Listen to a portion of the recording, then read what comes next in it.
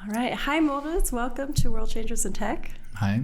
Thanks for having me. Yeah, it's great having you here. And today we get to have a really fun experience where we record our voices as well as film. So we'll see how that goes. Yeah, very exciting. So Moritz, World Changers in Tech, we always focus on the SDGs, the Sustainable Development Goals. And I thought it was very fitting that in this case, we would be touching on number 6, which is clean water and sanitation, as well as health and well-being. Number 3 and 12 is responsible consumption and production. Yeah. And as you tell us more about what Mitte is doing, I think some of these ideas and concepts will come more to life. Can you tell us a little bit more about what you're doing? And on your webpage, for example, I saw the slogan that says, we purify, mineralize, and personalize. Mm-hmm. Yeah, I guess that's kind of almost a techie view of what we're doing. At one level up, why we're doing what we're doing is, or the core of what we're doing is what we call healthy hydration for everybody. And what we mean by that is there's 3 elements that are quite core. One is, or what does healthy mean? Healthy means no contaminants, nothing that's bad for you, so free of things that are bad for you, but also full of things that are good for you. So that's the other side of the healthy coin, let's say. And then everybody, it's quite simple, it's kind of a plain words, but it's basically as many bodies, as many people as possible. So that's at the core of what we do. And then the expression of that, or we find means to address, our vision, is through building an ecosystem of hardware and software and also cartridges or mineralization elements that address different user needs. Well, and you're revolutionizing kind of the way we use tap water. Is that the way you could look at it? Or how, if you could visualize it to our audience? I think revolution is always a very big word. I think what we're trying to do is to build sustainable and healthy hydration solutions and kind of addressing 3 core problems that we see, where we see limitations with the 3 current ways of the way people hydrate. One is the bottled water industry. There's limitations, and we can come back to that in a second, that we see and that we can address. Secondly, with tap water, many people, especially in our geographies, drink from tap. So that's, but in many places they don't, or they shouldn't. So that's the second area that we look at, and the third area that constitutes our market is purifiers, so water purifiers that treat water and at least try to take out contaminants. So this is the space that we operate in. We are not saying that we are, a, let's say, replacement of tap water or a replacement of bottled water or a better water purifier, but we're saying they're all because also every market is quite special. So a market in Shanghai, the needs of someone in Shanghai are quite different than someone living in, let's say, San Francisco or someone living in the Schwarzwald in Germany. So I think there's very different needs. Hydration at the core is something that is very similar to every person. So healthy hydration, every person will need, but the way to get there is always quite unique. And now maybe I can go one level deeper if I may. Well, the question is, so does that mean you're complementing these 3 segments that you just talked about? I think there's basically, if you live in, let's say, Berlin, and you currently hydrate through bottled water, let's say, at home, and then our solution might be good for you for basically in replacing your bottled water. Right. If you live in Berlin and you currently hydrate with tap water and you're completely happy with tap water and you think that's the way to go, then I think we won't be addressing you. Or we won't be the solution for you. If you are, let's say, living in Berlin and currently have a water purifier but are not sure what it does, and you're also wondering why it only addresses purity, so it only looks at the contaminant side of things, not about kind of health, then again it might be a solution for you. This is for Berlin specifically. If you live in, let's say, Cupertino, and you know you won't be drinking from tap because the water is full of nitrates or maybe microplastics, the only solution you have is basically bottled water at the moment. But if you're thinking, well, this is very expensive and this is so economically not sustainable and then environmentally not sustainable, then we can offer a solution there as well. Mm-hmm. What I find very interesting is that you speak to a lot of market segments, which makes it a very exciting technology. And generally, I think water is a human right for all. Right. I'm in the segment that I actually drink tap water. Right. I thought it was interesting for me, when you talk about making it healthier. Yes. I could make my tap water healthier, though. Yeah, you right? can. Yes. I mean, we always look at what users need or what humans need is water that's good for them, and good for them, healthy for them, means free of contaminants, free of things that are bad for you. Could be nitrates, could be hormones, could be microplastics, things you don't want in your body, contaminants. And then yes, minerals. So the human body is made up in a way that you need certain minerals to function properly. So you calcium, magnesium, and so forth in your body to work well. So yes, that could be an angle for you. Mm-hmm. Before we go into that deeper level that you mentioned, can you tell us quickly, how did you come up with, the idea or to even get involved with water? Yeah, it's kind of, there was not, that perfect eureka story or the epiphany moment where I was, this thing came to me. It was more in a way like that's the honest story, which is we it like came honest to me. Stories. Yes, honest stories generally. The better ones. The better ones and the more sustainable ones right. as well. So it basically was that I met our current CSO, so Chief Scientific Officer, who had worked on new ways of purifying water. Mm-hmm. He wanted to basically miniaturize desalination plants, and desalination plants often distill water, right. So make it very, very clean. And I met him. I had just come back from 2 years living in Ethiopia, working for an NGO there, and kind of in my mind, water was quite present because you definitely don't drink tap water in Ethiopia. I had right. tap water, but I definitely wouldn't drink it, and no one would drink it. Well, with a caveat that could afford that. So that was, was very fresh in my mind. Water is a very, is a core topic. And I met him and then got very intrigued by this new way of treating water. And then spent a bit of time in trying to understand the market, how the market looks like, and then said, look, I really think this is very fascinating. It's one of the most fundamental source of life, right. And I think this is what I want to kind of devote my energy to. So on a meta level, and then I got very excited about how to look at this market, how to address it. It was fairly easy to raise money. We had basically one meeting where we raised money with the first contribution, the first convertible loan that we took. It was very easy for us to get. So I was like, look, I think stars are aligning, and I'm meant to do this right now. Was it really easy to convince your chief scientific officer to do this, or was it? No. I think he was coming from a scientific like a research institute and background, and I think he was just done with that world and wanted to kind of venture out in a freer world of innovation and didn't have to the way he doesn't have to publish papers and deliver to certain metrics that don't make sense. So you must be really happy with the way it's going right now, obviously, because.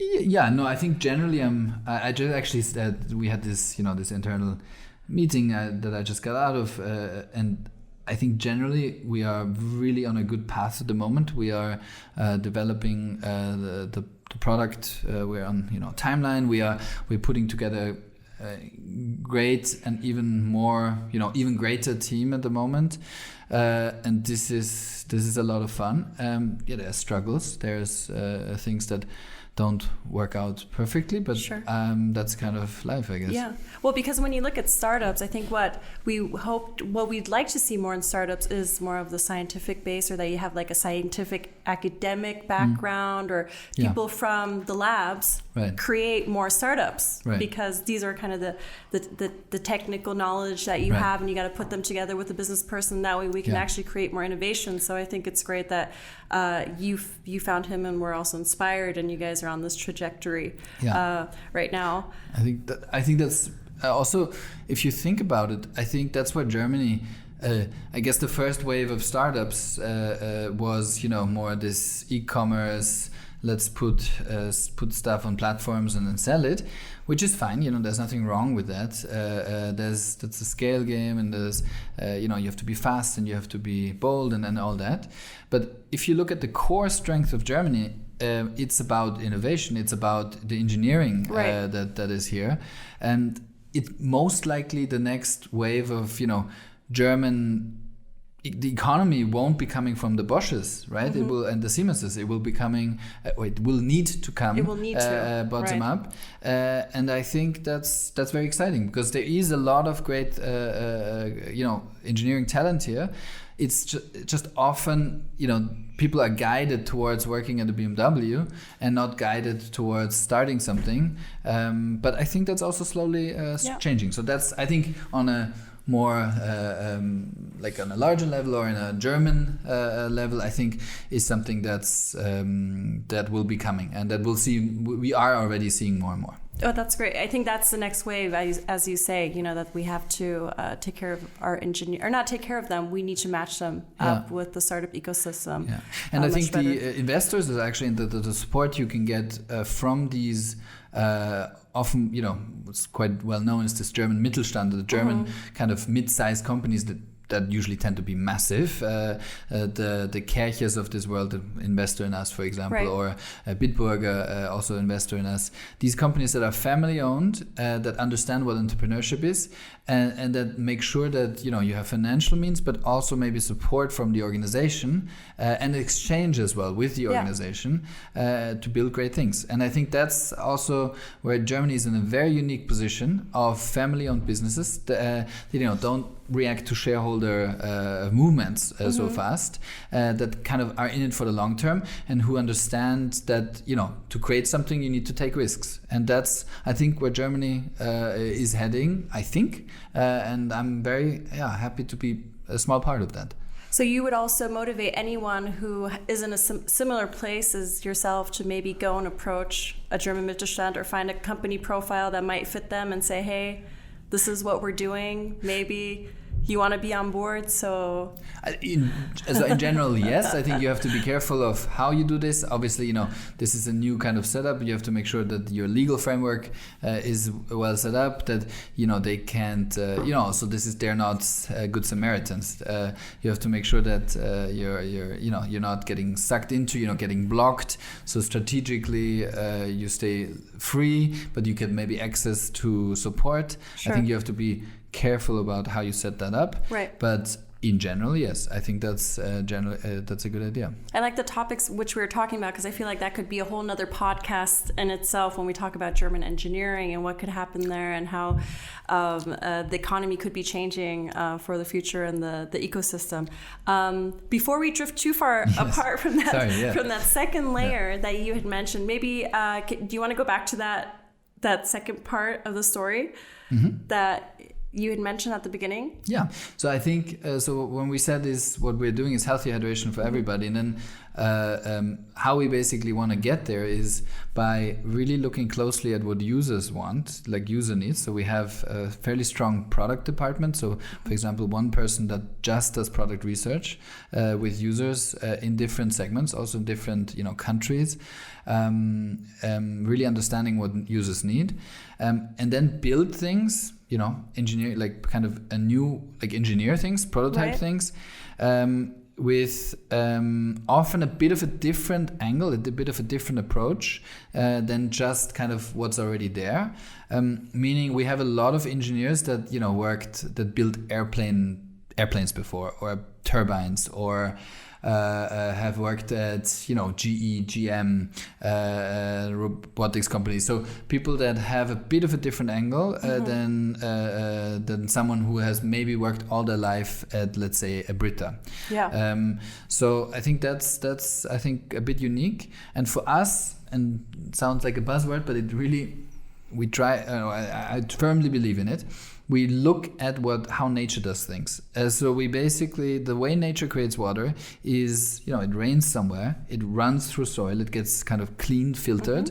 And then if there happens to be minerals in that area, the geological formations are as such that you have calcite and, dolomite and basically different stones that happen to mineralize water, and you happen to have that water come out at a certain point, then you have mineral water. So you have a Gerolsteiner, you have a Evian, you have a whatever. And those waters are different and taste different because they have different mineral composition. And exactly the same thing we're doing. We're cleaning the water and we're mineralizing the water with natural minerals. They're just rocks, basically, that, are carefully composed and granularity, and it's about there's a lot of process control in it. But basically, we have a decentral bottling facility where we create a process that's quite similar to what you find in nature, and we create healthy mineralized water through that. But this is, so just so I understand this correctly, that's the part that's a bottled water that you sell, or it's a machine? It is the machine. It is basically the same product. Yeah. It's the process is the same, but we sell a machine where nature creates it in a larger setting. Right. We recreate what nature does in a machine. In a machine. Okay, that's what I was trying to understand. Yeah. How often did you have to pivot going till you felt like you had the right end product? Did you have to? So it's funny, I think almost day one we had this healthy hydration for everybody. That was kind of, the meta level was there from day one, and then we came up with that first Mitte Home Plus product, as we call it now, in the beginning. So that's the kind of the core product that we came up with. How we pivoted, let's say, was that this product had many more functions. So it had, it could do hot and cold, and it could do this and that, and you could customize mineral and so forth. And we realized that, this is not very MVP, this is not a kind of a minimum viable product, and we'll iterate and work on this forever. So it's best to kind of strip it down to the bare function and to really identify what users want and need, and then launch that and then take it from there. Right. So I think we've kind of, maybe not pivoted, but we have chopped away. Like you simplified it. Yes. Because, and also when we talk about hardware is always difficult for a startup sometimes, because you have to do the R&D, then you have to have the funds, time is against you. Yeah. We talk about you simplified it. Yeah. And we simplified it, I think, the product itself. And then in the process of developing, we also came up with another product that delivers to the same vision. So the idea of cleaning and mineralizing, which we call now Mitte Home, which actually targets more the European markets where the water quality is maybe not as bad, let's say. So this is a product that's more that we are coming out with actually first, even before the Home Plus, and that's a product that basically cleans water, mineralizes, but not as vigilant, not as we don't take out every single component that's not water before mineralization, but that might be just good enough if you look at the German market or at the, let's say, French or English market. So this is kind of an addition. Basically, that's even an addition to what we do, but delivering to the same promise of healthy water. Okay. Yeah. So what are your goals for the next year? Looking more short-sighted. So next year to 2020 or 21? As in a year. Like in the next year, what do you hope? So I think what we will achieve, or what I want to achieve, or what we as a team want to achieve, is bring out the product. That's kind of number one goal. How close are you? So we are on to the idea is to deliver the first the products, like there's kind of a lot of steps in hardware development. We are on time now for delivering what we're supposed to be delivering. So we'll be what's so-called setting up production this summer, and then have the first products towards the end of the year. Okay. So that's the goal for kind of local like alpha testing and beta testings here. So this is, I guess, number one. For me, number two is make Mitte the best workplace as a hardware company in Berlin. So this is number two, because without people, we're nothing. Right. So this is really key, getting the right people and then helping them or supporting the teams to work well together. And the third goal that we have is what we say, make Mitte a category defining company. So something to make clear that we're not doing, a trivial machine here that, adds a little bit of minerals to the water. This is fundamental research. And this is, this is a lot of work that goes into it, but can really change the way things for the better. So those are the three goals. I really like all three goals, but I like the number two goal because I think if you have a really low turnover rate and talent, then you'll go very far. Yeah, I think there's a healthy turnover as well. Or a healthy turnover, yes, right. So I think there's some people who just don't want to stay or shouldn't also stay because it doesn't work out. It's, I think, about a healthy turnover. Right. Yeah. Happy employees, happy place, happy product, happy customers. And in 5 years' time, what's the impact you'd like to see? And now kind of talking about the developing countries or the places you really want to bring, clean water to. Yeah. So in 5 years, we actually having in 3 weeks, we have our strategy workshop about exactly that question. But basically, what I'm very interested in is delivering on our vision, which is healthy hydration for everybody. And that means as many people as possible. And what we have started, basically beginning of the year, we've started a project which we call Mitte X. And Mitte X means what we're doing at the moment is understanding what are the world's biggest water problems, where are those water problems found, why are there no solutions yet, why have those solutions, if they are, why haven't they been scaled yet, who are the players in this field. So this is the problem side of things. And on the solution side, we are going to look at what can Mitte realistically contribute to this. Is it by open sourcing IP? Is it by dedicating X amount of engineering time? Is it by combining certain things in the field, being a forum for different solutions, or we don't know yet. So this is on the solution side. And then we're going to scope what we call Mitte X. What format that will have, we don't know. So is it going to be third-party funded? Is it going to be funded by an model that maybe a share of our revenues go into that? All of this we don't know yet. But that's what we've started to work on. And I'm personally very, very excited about. I'm also excited about normal Mitte, but I'm very excited about this because in the end, that's what I personally always am interested in, is building things that don't just optimize for economic value, but for something that also has a social and environmental impact. And I've done that throughout all my work life. So that's what we are going to start. I don't know how it will look like because we are going to go where the demand is, and we're going to see how we can basically match the biggest problems with our small contribution and then make a dent, ideally. Awesome. Well, Moritz, I would say thank you so much for the interview. Sure. And hopefully we'll be able to talk to you again next year and the following years and see where you guys have progressed to. So thank you, danke, and we'll see each other soon. Thank you. Bye. Tschüss.